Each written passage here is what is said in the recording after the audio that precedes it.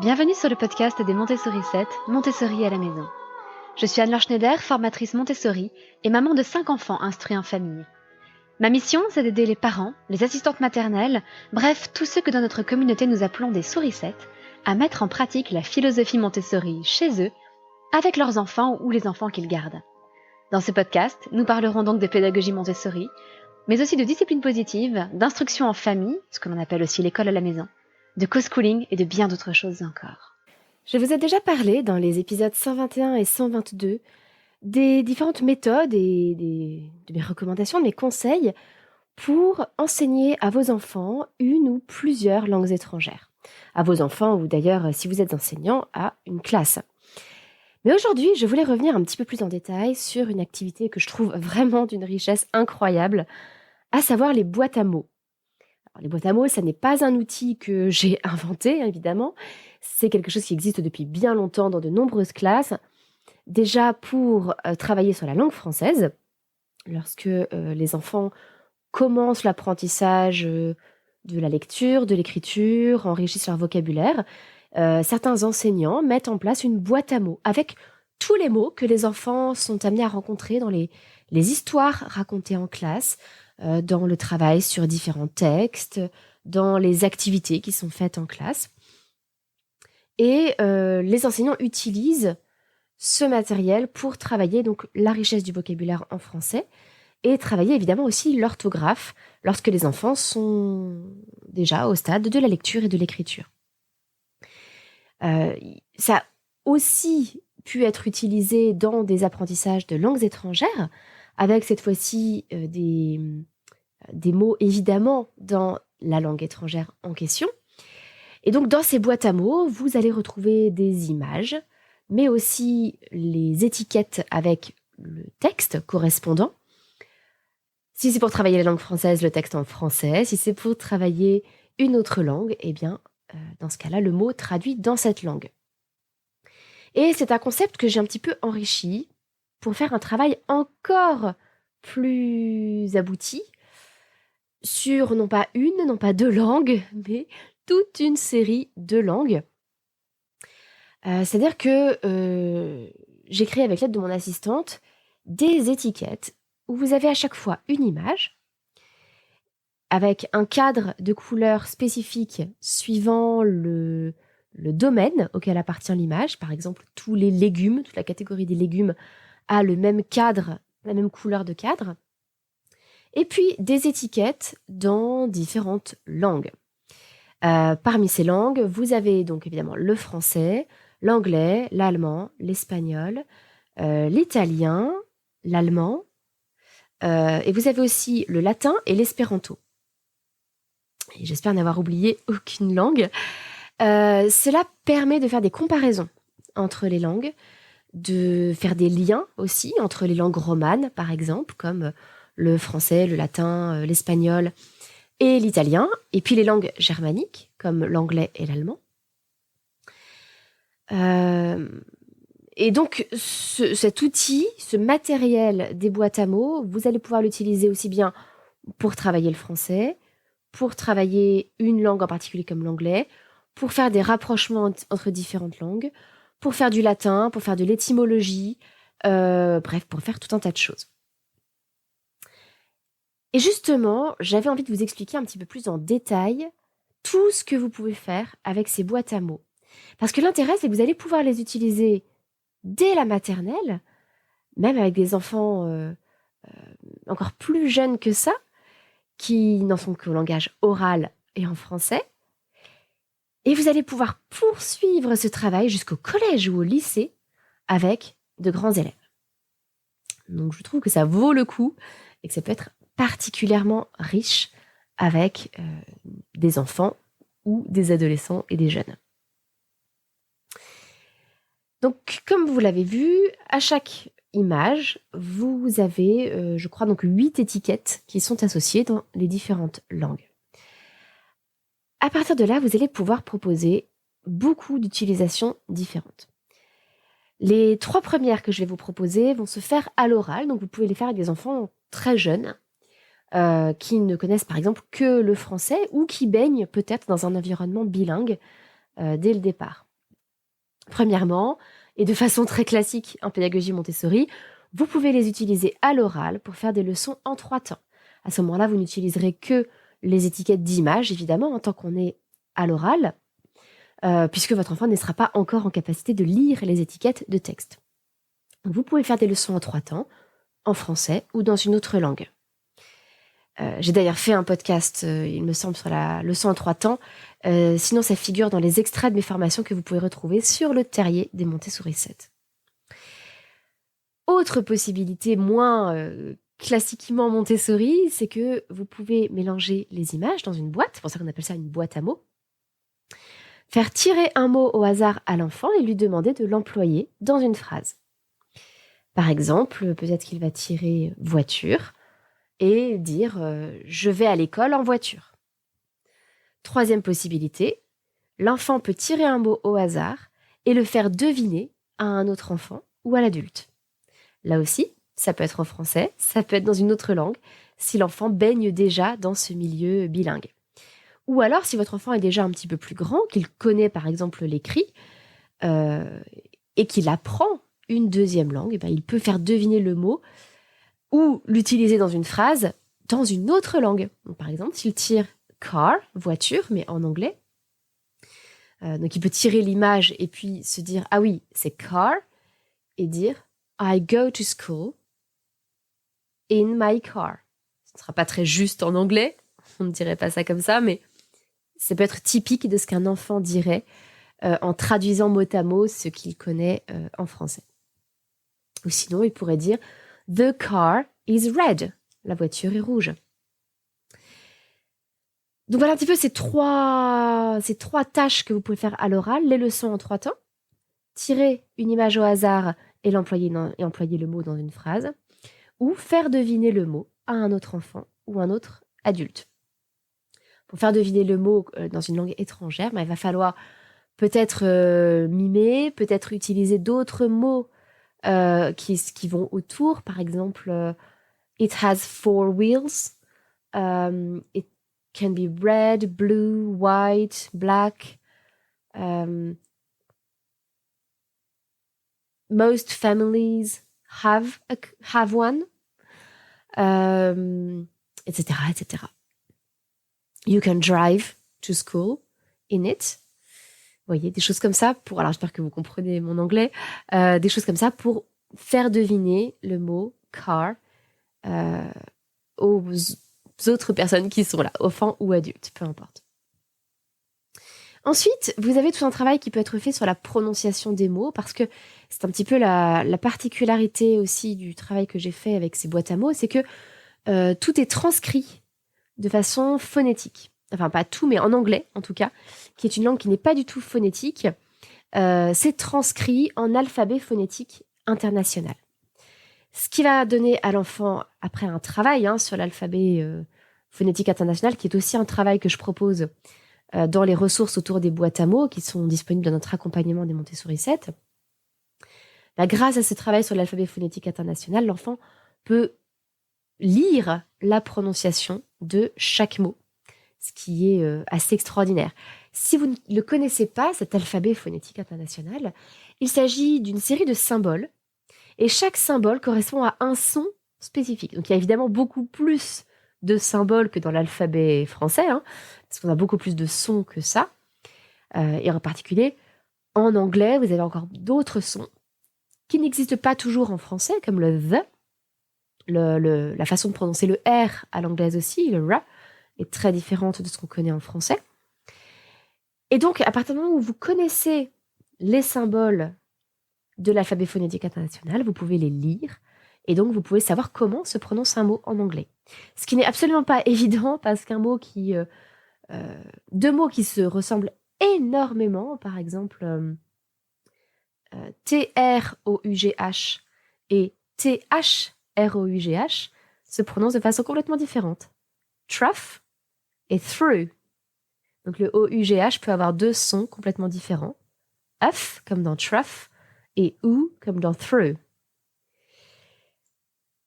Donc là, il y a un travail particulier que vous pouvez faire aussi grâce à ce matériel sur la prononciation. Et puis ensuite, vous avez tout ce que vous pouvez faire autour de l'écrit. Donc là, je vais vous proposer 8 activités possibles avec ce matériel à l'écrit. Premièrement, on revient au Montessori pur, des leçons en 3 temps, mais avec l'étiquette, le billet de lecture. Là aussi, ça va être un travail intéressant, mais tout comme d'ailleurs les leçons en 3 temps à l'oral, c'est un travail qui peut être un peu rébarbatif pour les enfants si on ne fait que ça. Donc c'est là où je trouve que la pédagogie Montessori peut être un peu pauvre si on s'arrête aux leçons en 3 temps. Il y a beaucoup d'autres choses qu'on peut y ajouter pour travailler une langue étrangère. Donc ça, ce sont les 7 autres possibilités dont je vais vous parler maintenant. On peut faire des mises en paire, tout simplement, c'est-à-dire avoir toute une série d'images, une série de billets de lecture correspondants, et mettre en paire images et billets de lecture. Et on peut faire ça avec une seule langue. Si on travaille ça uniquement en français, on peut travailler ça en français.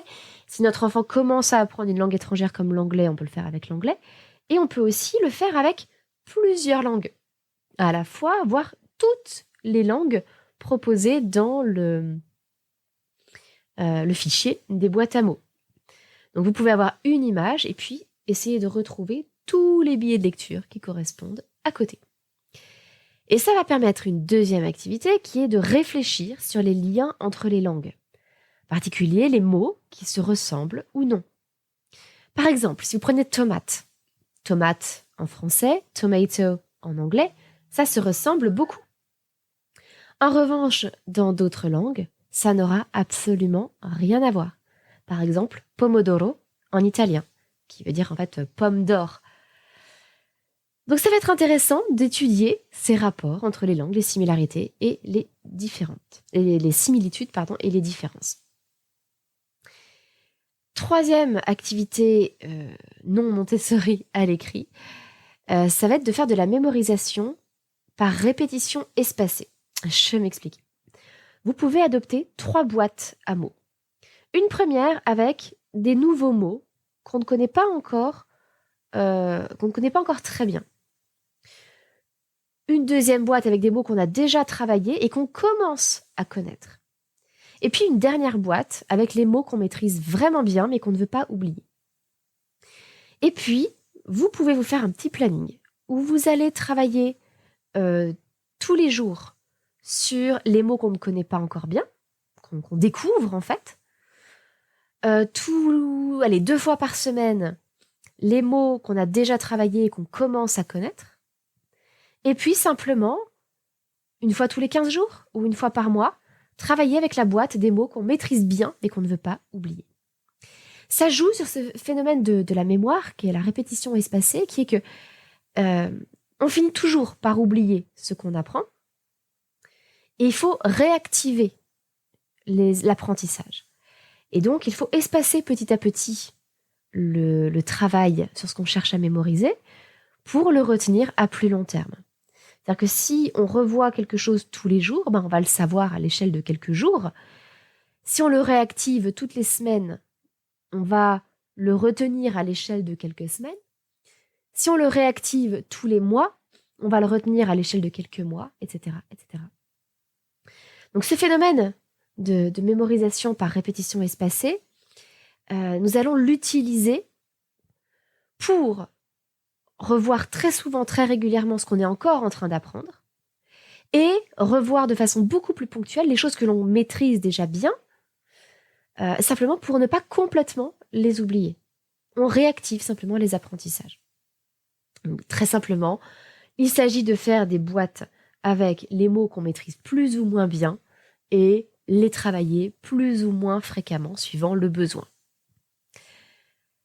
Je vous récapitule déjà ces 4 premières activités. Une Montessori, ce sont les leçons en 3 temps à l'écrit.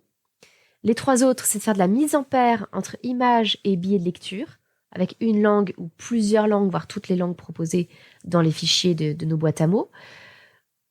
3e activité, de réfléchir sur les liens entre les langues et l'étymologie, les mots qui se ressemblent ou non. 4e activité, mémoriser en utilisant la répétition espacée avec 3 boîtes différentes. Ensuite, vous pouvez travailler sous forme de dictée muette, en piochant des images au hasard, par exemple, et en essayant d'écrire le mot correspondant, ou alors en copiant les billets de lecture et en faisant un exercice où on observe le billet de lecture, on le retourne, on cherche à réécrire le mot, et puis on retourne à nouveau le billet de lecture pour vérifier. Donc là, c'est plutôt un travail sur l'orthographe de ces mots dans les différentes langues. 6e possibilité, qui fait davantage appel à l'imagination, on peut piocher 4 ou 5 images au hasard et imaginer une histoire à partir de ces 4 ou 5 images. C'est quelque chose qui peut être très amusant d'ailleurs à faire en groupe, et on peut le faire à l'oral ou à l'écrit. Alors ça demande déjà certaines compétences évidemment dans la langue que vous souhaitez travailler. C'est un petit peu le même principe qu'avec les story cubes, qui sont des dés avec des images. On lance les dés et puis on raconte une histoire à partir des images qui figurent sur les dés.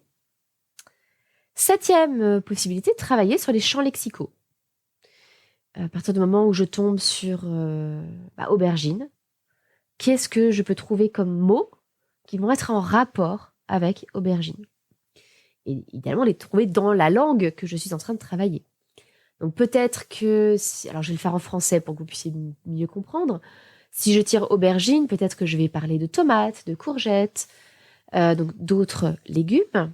Je vais pas rentrer dans le débat fruits et légumes. Donc d'autres légumes. Je peux aussi parler de potager ou de Provence. Je peux aussi parler de ratatouille, de marmite, de spatule, donc d'outils de cuisine. Je peux parler de couleurs. Donc je peux parler de vert pomme, ce violet aubergine. Je peux parler de lilas pour un autre ton un peu violet. Voilà, c'est tout ça le travail sur les champs lexicaux. Et là aussi, on enrichit, on continue à travailler le vocabulaire en français ou dans d'autres langues. Et puis, dernière petite activité que je vous propose, que je trouve très, très intéressante aussi, c'est le bingo. Chaque enfant ou chaque personne pioche une série d'étiquettes, ou bien uniquement des images, ou bien des textes, et les dispose devant soi. Et puis, l'adulte raconte une histoire avec certains des mots qui apparaissent sur les étiquettes. Dès que l'enfant entend un mot qui figure sur sa grille de bingo, eh bien, il place un jeton sur l'étiquette correspondante et lorsqu'il a une ligne, une colonne ou une diagonale, il peut crier bingo. Ça, c'est un jeu que je trouve assez amusant, qui peut travailler sur la compréhension orale. Voilà, donc avec toutes ces activités, vous voyez qu'on travaille la compréhension écrite, la compréhension orale, l'expression écrite, l'expression orale. Ça peut être un outil absolument formidable. Je vous récapitule les 4 dernières activités dont je vous ai parlé. Faire des dictées muettes avec les images, piocher au hasard ou en recopiant les billets de lecture. Piocher des images au hasard et se raconter une histoire avec, à l'oral ou à l'écrit. Travailler sur les champs lexicaux. À partir d'une image, je vais essayer de trouver des mots qui sont en rapport. Et enfin, le bingo, en plaçant une grille d'étiquettes devant soi et l'adulte qui raconte une histoire qui utilise certains de ces mots. Voilà, ça vous fait beaucoup d'idées pour utiliser les boîtes à mots. Évidemment, vous pouvez les créer vous-même, mais c'est un énorme travail, je ne vous le cache pas, pour l'avoir fait moi-même avec mon assistante. Si vous voulez vous simplifier la vie, eh bien, je vous encourage à rejoindre l'accompagnement des Montessori 7, dans lequel vous retrouverez tous nos fichiers de boîte à mots, avec tout un travail sur les ustensiles de cuisine, les activités de loisirs, les émotions, le corps humain, l'équipement de la maison, la météo, les vêtements, les fruits et légumes, les animaux les plus courants, les moyens de locomotion et les membres de la famille. Donc avec ça, vous avez déjà de quoi faire. Et puis, c'est quelque chose que nous allons continuer à enrichir au fur et à mesure du temps, parce que c'est un outil, comme je vous le disais, merveilleux que vous pouvez utiliser de la crèche jusqu'au lycée, tout en gardant quelque chose de très ludique qui va plaire aux enfants de 2 ans jusqu'à l'âge adulte. Oui, ça peut aussi être utilisé avec des adultes qui apprennent de nouvelles langues ou simplement pour vous amuser. Voilà, j'espère que ça vous aura intéressé, que ça vous aura fait découvrir cet outil merveilleux que sont les boîtes à mots et que ça vous aura inspiré pour pratiquer avec vos enfants ou avec votre classe pour l'apprentissage du français ou des langues étrangères. Voilà, c'est tout pour aujourd'hui. Je vous souhaite une excellente semaine et je vous dis à mardi prochain. Votre petite sourisette, Anne-Laure.